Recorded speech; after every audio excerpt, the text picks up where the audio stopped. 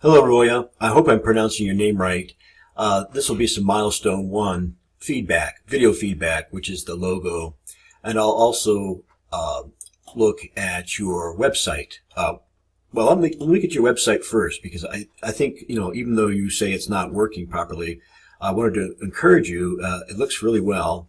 Also, among the sketches of logos that you submitted, I think my preference would be for the one that is on for you to develop the one that is on your website.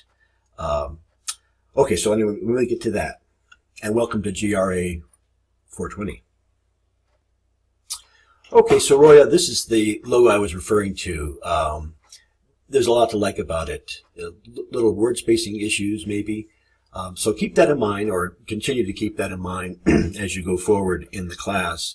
Know that you can revise your logo, throughout the class, up to like week 7, and in your branding suite, which would include the business card and letterhead, consider them a process rather than a finished product when you complete them.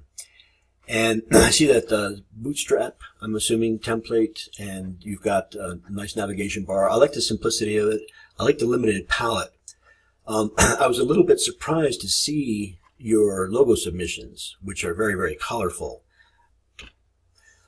So, imagine my surprise going from your website, which is monochromatic almost, to this. It's cheerful, it's charming, it's colorful, certainly.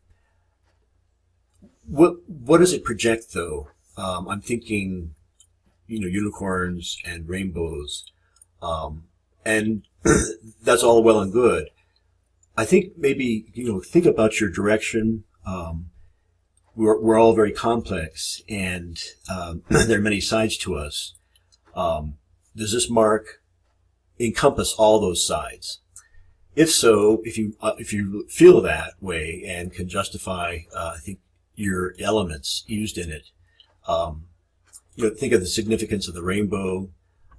Think of the significance of this typeface, which is a bold or black sans serif against this one, which seems to be slightly distorted. I like this mark, Roya design. It explicitly states your name and your first name. This less so. I'm also wondering about the meaning or significance of these dots. Any of these, however, will look nice small, and this will be almost sparkle, I think. Again, be careful about distorting type. This looks a little compressed, or perhaps that's the typeface. You might try making letters.